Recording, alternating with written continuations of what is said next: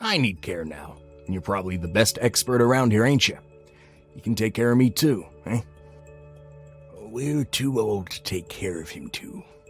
You are literally a lifesaver, Penny, my dear, and we can't thank you enough for making our lives easier. We might have to be taken care of pretty soon too, so maybe this is a good opportunity for you to quit your job and focus on taking care of ourselves as well as our son. I don't think there will be a better time for you to do what you've been training to do. I'm positive you'll be glad to be finally able to devote yourself to us. You can finally do your job as my wife. But you got it all wrong, Norman, love. I'm not your wife. The hell do you mean, woman? My name is Penny, and I'm a 62-year-old caregiver of elderly folks. My husband, Norman, is 55 years old and is 7 years younger than me. I'm his wife, but in actuality, I'm pretty much his older sister at this point. When I married him, I quit my job to focus on taking care of the kids, but now that they're all grown up, I applied for a job as a caregiver, perhaps 8 months ago, and since then, I've been making a living by taking care of many kind elderly people in a home. I thought the experience might be useful to me someday, so I became a certified caregiver before I got married, just in case the need arose in the future. I was not presented with many options for a good job because of my age. So an occupational caregiver was admittedly pretty low on my list of priorities, but since I started working as a caregiver, I enjoyed it to my core, and I didn't feel like I wanted to leave for a better job. It was a career change for me. I was raised by my grandmother, and this new job helped me remember her very vividly. I often had instances of déjà vu, because the times we spent together seemed to have striking similarities to all the experiences I was having with the other elderly folk where I work. Such was me. I was working every day, and I had a good life, but that good life only lasted while I was at work, because when I got home, it was pretty much the same thing that greeted me. Hey, when's dinner gonna be ready, huh? You can feed a bunch of old melting gas bags, but you won't give me any food? Sounds like a case of favoritism if you ask me. You don't talk like that, Norman Thomas. I just got home from work. You could be a little bit more patient, you know. I also had to get some things from the store, so... You're getting old, aren't you? You're getting so damn slow. It's so irritating to watch. I don't see how a stinky old hag like you could be much use to anyone and your pathetic excuse of a job. Why must you say such things? An old woman taking care of an older woman. Too freaking funny. Oh my god, maybe you're the one being taken care of instead of you taking care of the other geezers, huh? I'm not being taken care of. I'm wasting my time talking to you. Just shake a leg and make me something good for dinner, will you? Yes, sir. My husband thinks the caregiving profession is stupid. At the beginning, though, when I got the job to be a caregiver, he was actually so grateful to me. Thanks to your becoming a caregiver, I can now worry less about taking care of my parents. You've really saved our skins, Penny. I know it's your job as a wife to take care of us in the future, but the fact that caregiving is also your occupation, you really are quite a curious person, aren't you? Just like what our Norman said all those years ago. Well, in any case, this is a really good thing. If she can take care of us, doesn't that mean neither you nor we have to pay for our care? Because a family member's gonna be looking after us. It shouldn't be anything as outrageous as a home, right? Yeah, that's right. Because she'll be looking after you for free. If you were saving up for a good elder's home, you could instead use the money to travel around the country, guys, if not abroad. Yeah, that's something you'd really enjoy, eh? So, how about it, Penny dear? You're gonna take care of him, right? That's right. I couldn't say no. My husband had originally shouldered the entire burden of taking care of his parents onto me. And for a while, he did indeed feel like I deserved some of his sincere thanks. However, perhaps he's recently forgotten how he feels about me accepting the task of taking care of his parents. Because he started to harass me about how I worked with old, frail folks. I'm now convinced it wasn't gratitude that he even displayed to me. I think it was because he felt relieved that he could get rid of the real nuisance that was caring for his parents, and didn't feel like I deserved his sincere thanks after all. Every day, Norman treats me like I'm a fool, an outsider, a slave to his will. My heart got more and more worn out. And right around that time, some trouble happened at work. There was a resident of the facility who had dementia. The staff had been watching her closely because of her condition, but it just so happened that she went outside and wandered around the neighborhood. She slipped out without anyone noticing, given the fact that the staff were having a meeting. The police kindly took her into custody, and after a neighbor recognized her as a resident of our facility, they called us to inform that she'd been found and that she was safe. They went so far as to bring her back to the facility. But it was still an impossibly careless mistake. I wasn't in charge of that particular resident, but I felt somewhat responsible for it. When I got home that day, and all of my emotions were wreaking havoc in my mind, so much so I couldn't even focus on the housework, and I wound up doing everything absent-mindedly. It was when I was washing the dishes in a daze that my husband slammed his hand on the living room table with all his might. I flinched, and he shouted, "The frick are you doing? Being so frickin' lazy.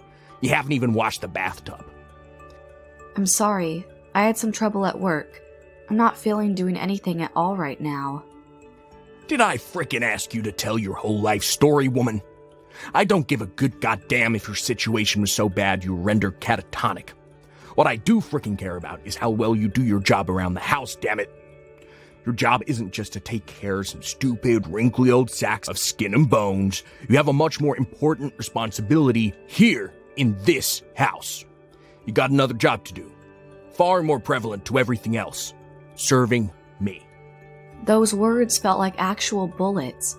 Up until that point, I couldn't care less about what he said to my face.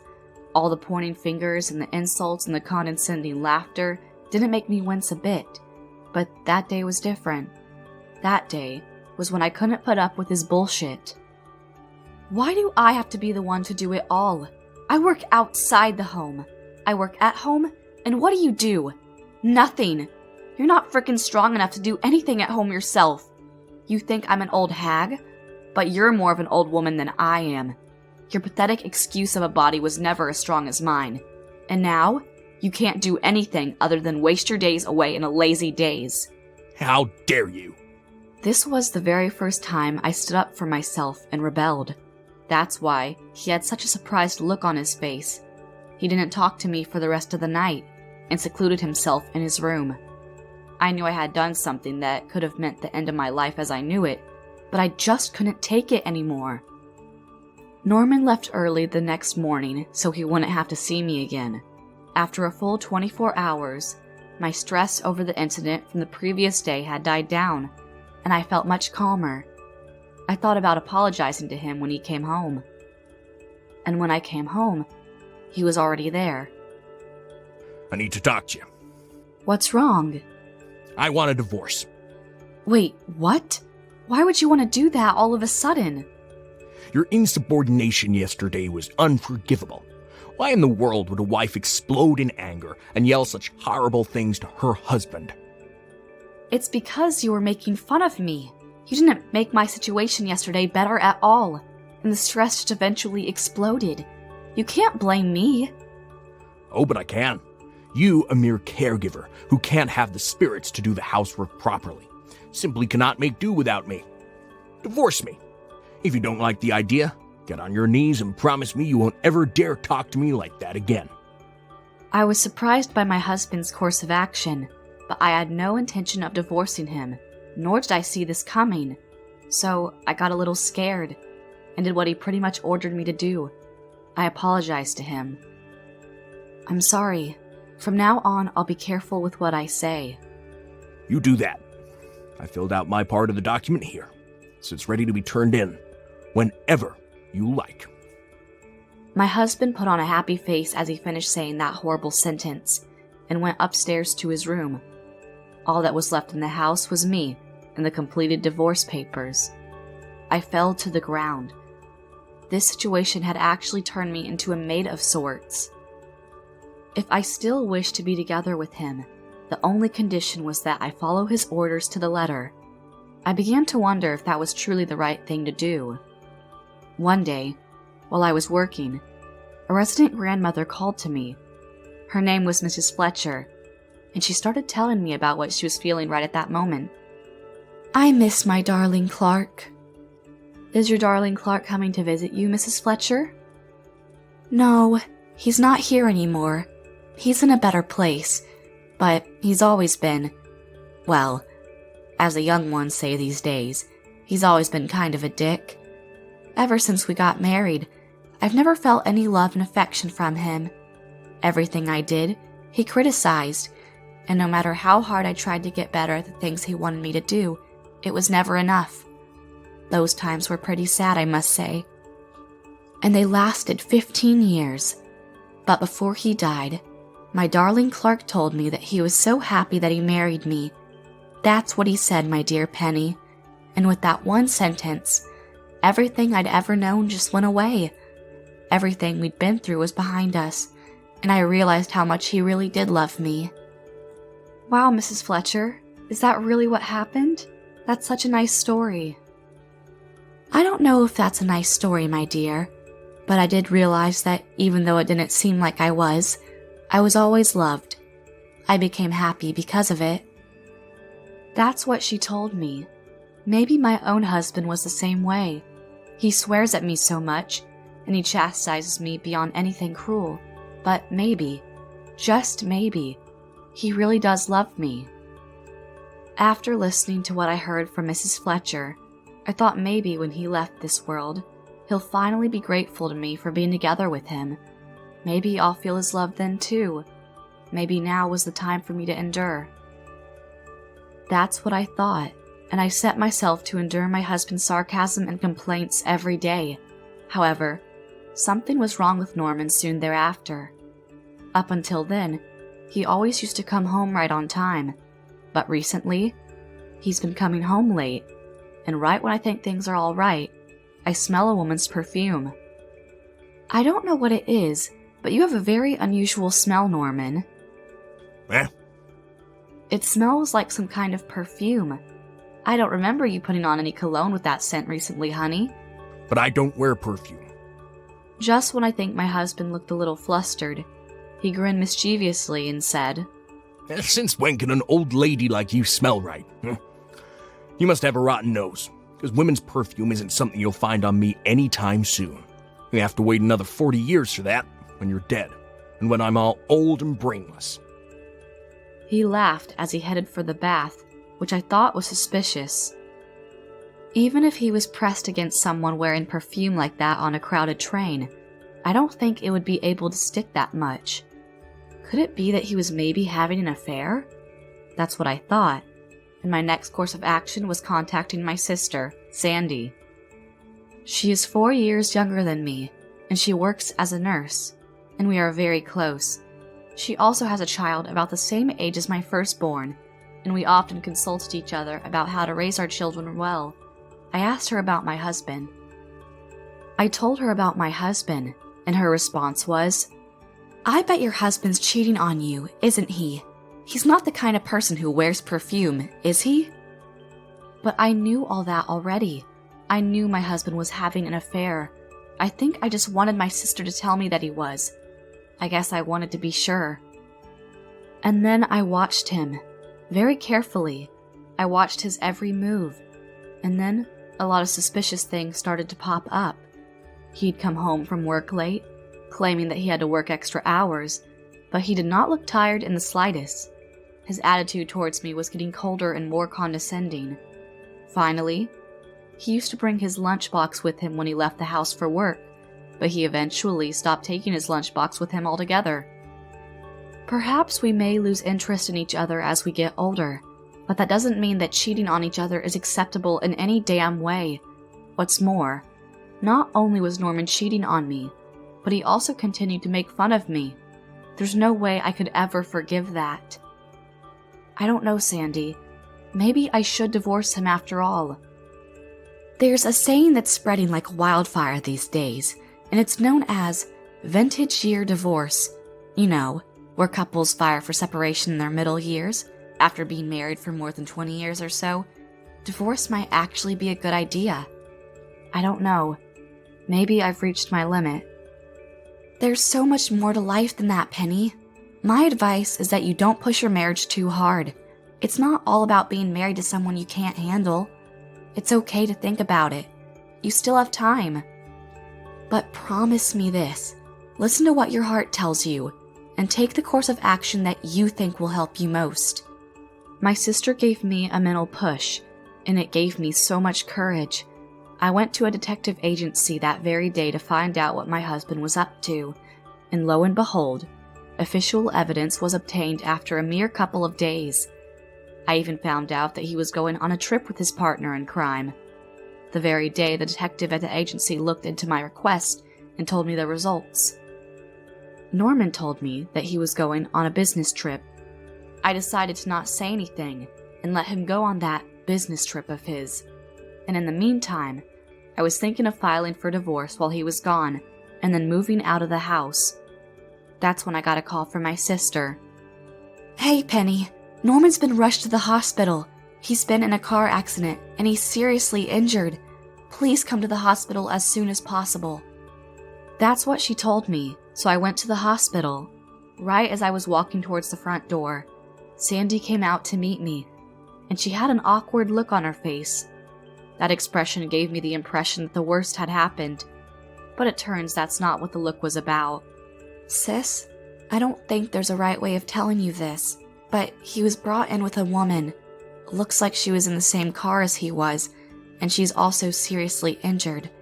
Would you mind coming inside now?" I knew what was going on, so I went to the hospital room. I told the doctor, whose name was Dr. Takakashi, that I was family, and as a form of confirmation, he asked me, "Is the male patient your husband?" and I nodded in response. But then the doctor said, The female patient next to him.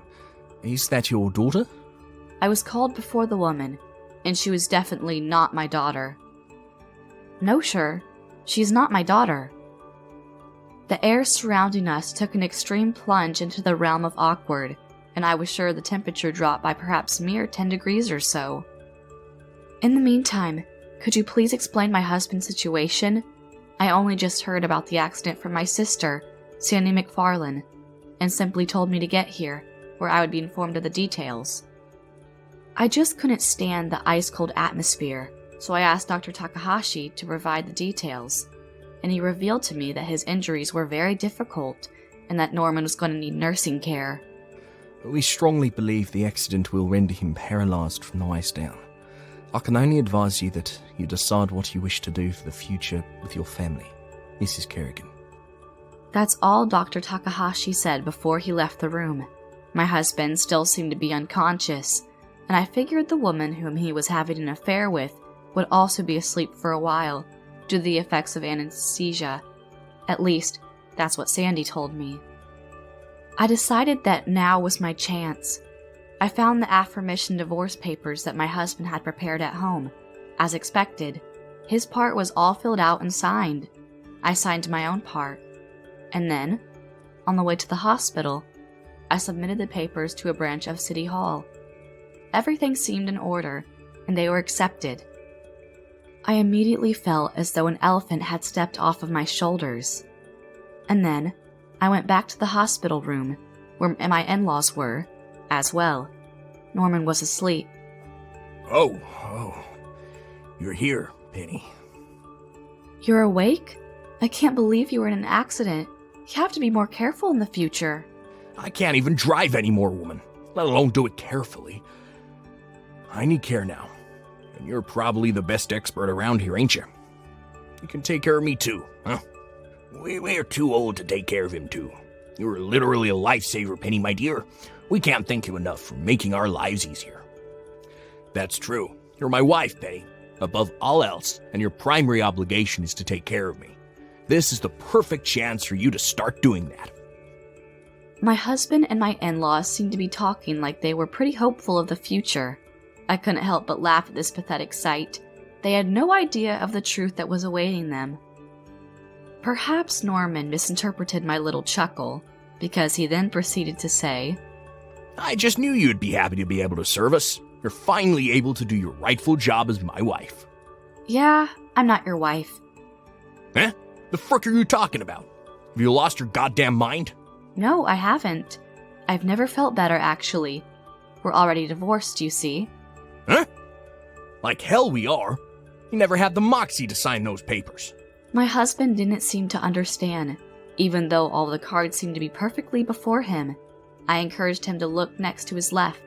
He did, and looked back at me with a priceless expression that was literally, oh shit. I can't believe you would go out with a girl young enough to mistake you for her father. I knew you were below anything human, but this? You never cease to surprise me, Mr. Kerrigan. When I told my husband that, his face morphed into one that clearly showed he was utterly and totally screwed. No. We were going on a business trip together. I mean, she's only a junior at my job. It's not like we were going out together. I thought you were shady for quite some time, you know, so I asked a detective agency to do some investigations.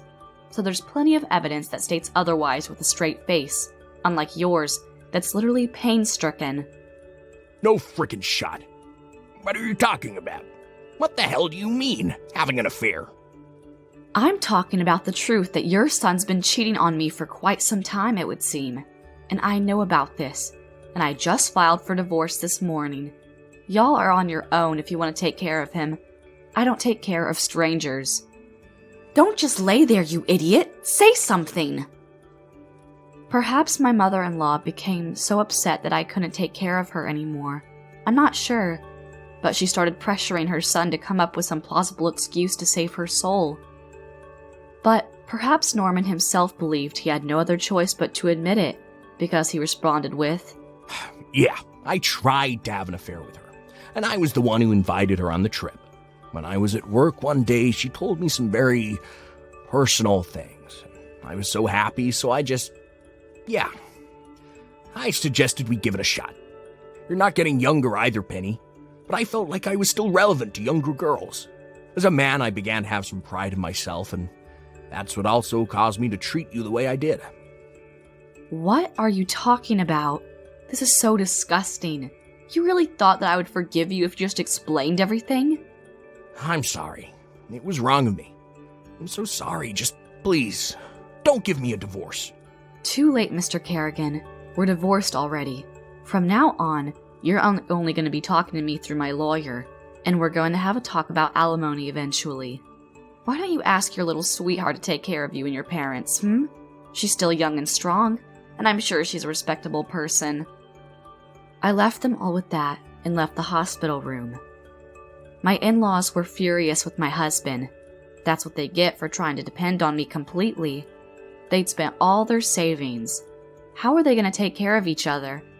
I don't know, and it sure as hell wasn't any of my frickin' business.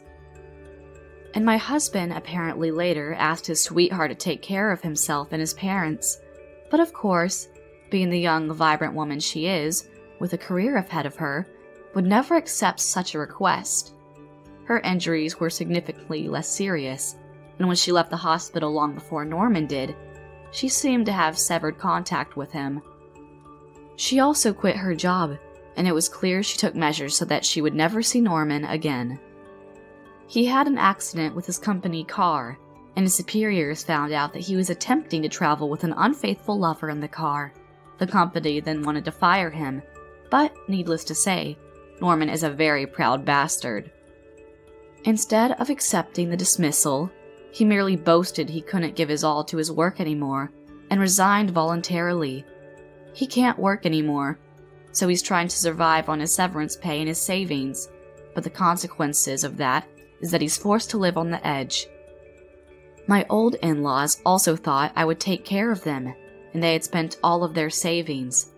They were thinking of using my husband's money to live in an elder's home, but I'm sure they'll run out of money in about 3 years. Norman paid alimony to me in one lump sum, and I was very satisfied. And as for the affair, my ex-husband was the one who had suggested it to the girl. So I didn't demand any alimony from the woman whom he was having an affair with. And now, months and years have passed since the incident, and I'm still working as a caregiver. I told my in-laws that I don't take care of strangers, but the residents of my workplace are all my family. I will continue to take care of them to the best that I can, and I hope they all live happy lives until a better place welcomes them.